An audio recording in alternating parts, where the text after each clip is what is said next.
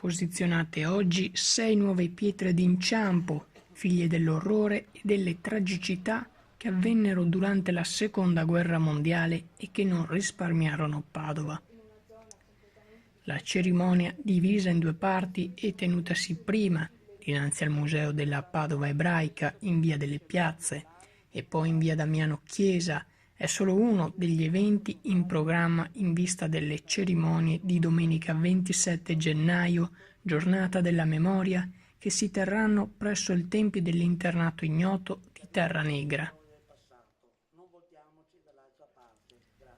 Le 6 pietre d'inciampo sono realizzate da Gunther Demning.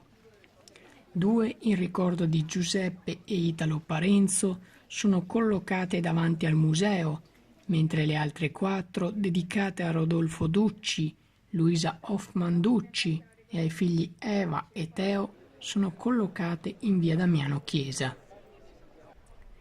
Ad intervenire durante la cerimonia sono stati il sindaco di Padova, Sergio Giordani, il presidente della comunità ebraica di Padova, Giovanni Parenzo, e alcuni studenti del liceo classico Tito Livio.